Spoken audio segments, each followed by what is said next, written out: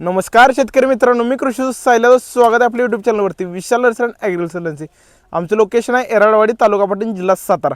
तर आज हे बघा, आपण कुठं आहे तर द्राक्ष फार्मवर आहे. कुठं? अक्कलपीत ॲग्रो फार्म्स. हे कुठं आहे तर आपल्या उमदी, तालुका जत, जिल्हा सांगली येते.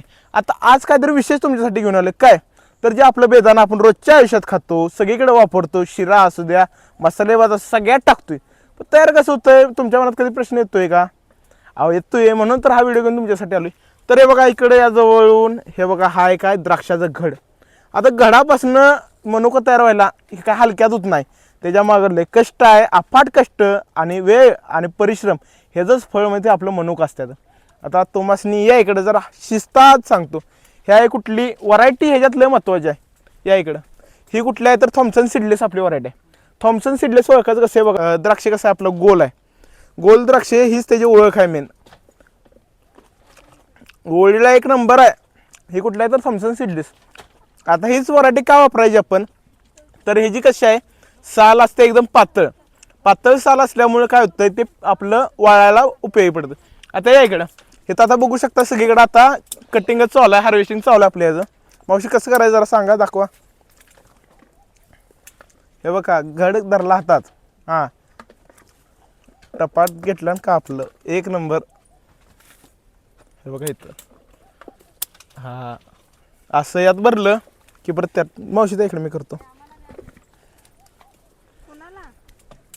हे बघा, हे बघा इथं आता आपला हा घड आहे जवळ.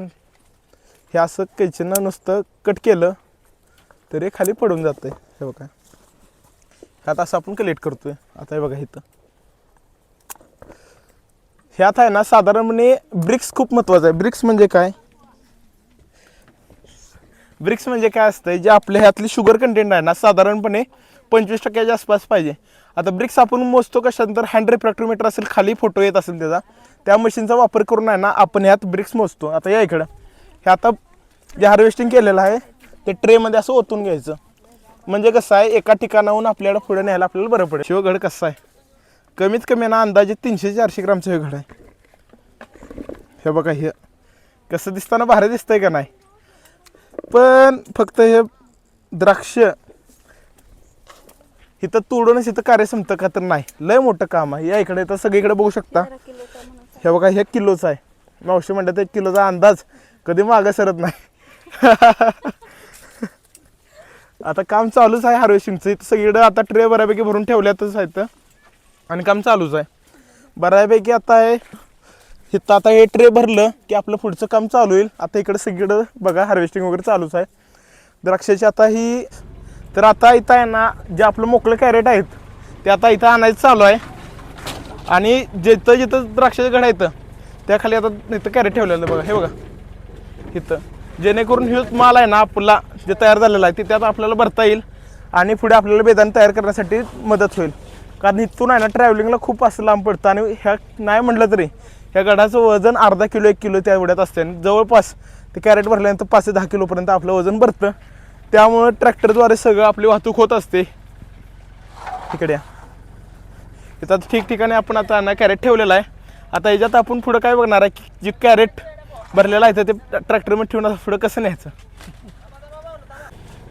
आता ह्यो काढून झालेला माल आहे ना आता आपण ट्रॅक्टरमध्ये भरतोय. इकडं ते आता कॅरेट ठिकठिकाणी भरल्यानंतर ना आपण ठेवत आहे आणि हे आता ट्रॅक्टरमध्ये लोड करत आहे आपण. हे बघा, एक कॅरेट आहे ना 15 किलोचं असतंय. या इकडं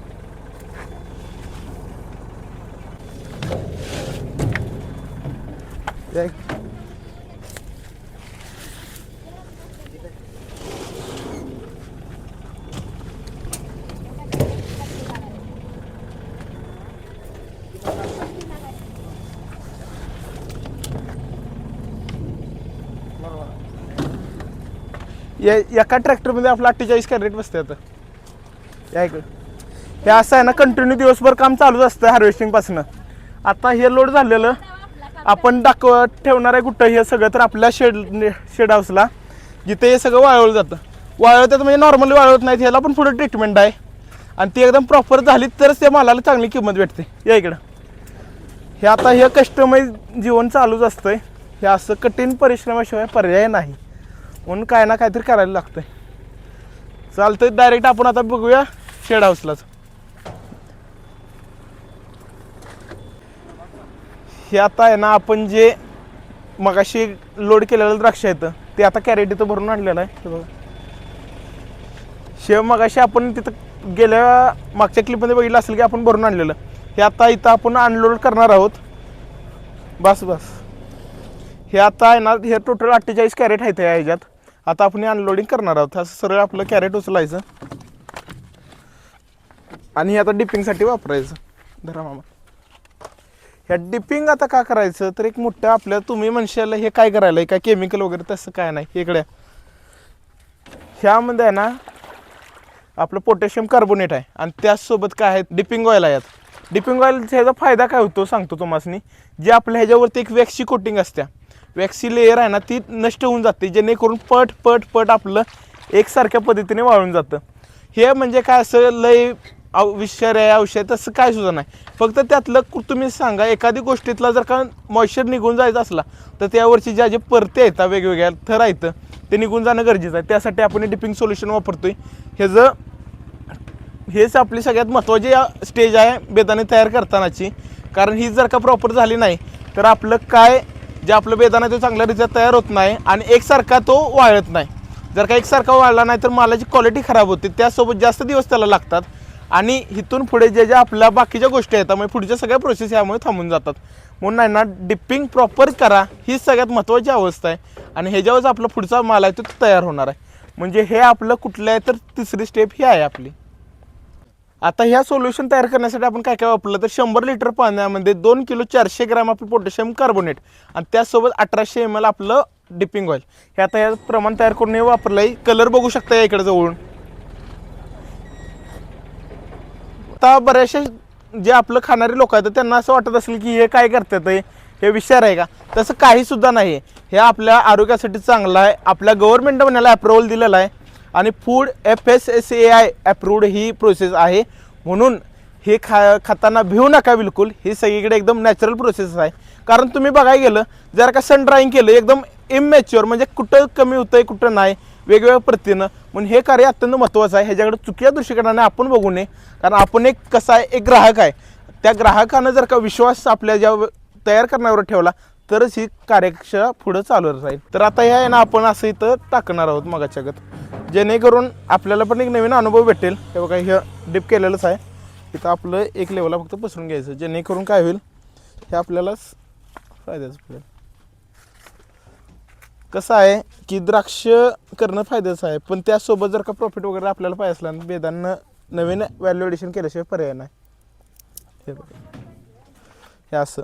आणि त्यातनं पण जे बारके आहेत जे निघून पडलेले असतील ते खाली असं कलेक्ट होतात. हे बघा, ही जाळी आहे, जाळीतनं जे राहिलेलं सुरलेलं आहे ना ते आपलं कलेक्ट होऊन जातं. म्हणजे कुठलाही आपला द्राक्षाचा भाग आपला वाया जात नाही. हे बघा, हे असं आपण टाकलेलं आहे. तर आता आपण तिथनं बघितलं की आता ठेवल्या जे आपलं स्प्रेड केल्यानंतर कसं, आता हे किती तर तिसऱ्या दिवसाचं आहे. तुम्ही जवळून बघू शकता. हे आता हळूहळू ह्याचा आहे ना मॉइश्चर कमी व्हायला सुरू झालं आहे. सुरतुक्या पडायला लागल्यात बघा द्राक्षावर. हे बघा इथं, हे आता प्रोसेस हे आता तिसऱ्या दिवसाची आहे. आता इकडे ह्या नेटला आहे ना, हे बघा, ह्याला एक 5 दिवस झालेत आहे. त्यापेक्षा याचं कंडिशन बघा, जराशी हळूहळू अजून जरासं दिसायला लागलं इकडे बघा. हे बघा, आणि यात नुकसान देखील होतं बरं का, की आपल्याला वाटतंय बाबा का नुकसान नाही काय नाही. हे आता हे आहे ना वेस्टच आहे, हे कोण वापरत नाही. चांगल्या क्वालिटीचा आपला माल पुढे जातो. आता इकडे हे आता 5 दिवसाचं झालं, पण इकडं आहे ना हे आपलं पूर्णपणे 10 ते 12 दिवस झालेलं आहे. हां, आता कसं थोडं बेदाणे दिसायला लागलं आहे का. हां, ही आता हे किती आहे तर 12वा दिवस आहे. ह्याला आहे ना कालच आपण सल्फरची धुरी दिल्या. आता तुम्ही म्हणशीला सल्फरची धुरी म्हणजे नक्की काय, तर आता ह्यात काय करतो आपण, SO2 जे आपला गॅस असतो ते ह्याच्यामध्ये पूर्ण आपण पसरवत असतो. तुम्ही म्हणशीला हे कशासाठी काय गरजेचं आहे, तर कसं आहे आपल्या ज्या वेगवेगळ्या बुरशी असतात ते देखील वाढण्याचे चान्सेस असते. कारण ह्यात एकतर आर्द्रता असते, बदलतं वातावरण, आणि पावसाळा थोडंसं वातावरण झालं की त्यावर बुरशी अटॅक करतात. ते कंट्रोल करायसाठी, कारण आपल्याला चांगला प्रतीचा माल भेटणं गरजेचं आहे, म्हणून आपण सल्फरची धुरी देतो.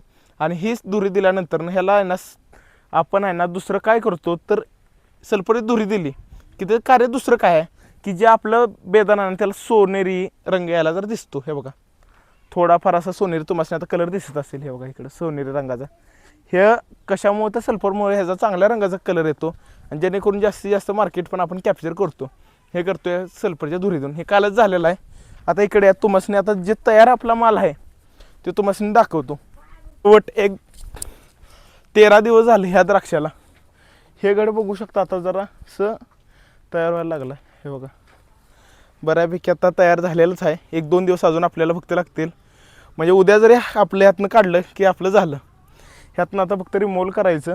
हे आपलं तुम्हासनी द्राक्षापासून हे रूपांतर आपल्याला बघायला भेटतं. तर शेतकरी मित्रांनो हे आपल्या द्राक्षापासून हे शेवटला आपलं हे पदार्थ तयार होतो. त्यामध्ये वेगवेगळ्या आपण प्रोसेस बघितल्या. म्हणजे काढणीपासनं त्यानंतर वाहतूक करून आणली, डिपिंग करणं, नंतर रॅकवर टाकणं, एवढा सगळा कालावधी 10 ते 12 दिवसांचा. त्यानंतर हे आपल्याला प्रोडक्ट बघायला भेटतं. हे एका दिवसाचं नाही आणि ह्याला खूप अशा अडचणी पण येतात. आता पाऊस आला, कुठं काय आलं, टेम्परेचर अस्ताव्यस्त झालं, आर्द्रता वाढली की त्याचा फरक आपल्या ह्याला पडतो आणि त्या क्वालिटीवर पण पडतो. जर का जास्त दिवस आपलं तसं सुकवलं तर आपला कलर डाऊन पडतो आणि चांगल्या रीतीचं आपलं राहत नाही. म्हणून आहे ना योग्य वेळेस योग्य ते कार्य करणं गरजेचं आहे. आता इकडे बघू शकता हे आता आपला लॉट तयार झालेला आहे. जवळपास हे 2 ते 2.5 टन असेल ह्या एका ठिकाणावर. 3 टनपर्यंत एका नेटमधनं आपलं उत्पन्न निघतं. पण हे द्राक्ष चांगली पाहिजेत तर उत्तम प्रतीची पाहिजेत तर चांगलं व्यवस्थापन केलं तरच फायदा आहे आणि कष्टाशिवाय पर्याय नाही. एवढं लक्षात ठेवा. हे आपले चांगले रीतीचे बेदाणे ह्या प्रकारे तयार केलेले आहेत आपण. आणि अशाच व्हिडिओसाठी आम्हाला सबस्क्राईब करायला विसरू नका जेणेकरून तुमच्यावर नवीन नवीन माहिती 100% भेटेल. जय जवान, जय किसान, जय महाराष्ट्र. धन्यवाद.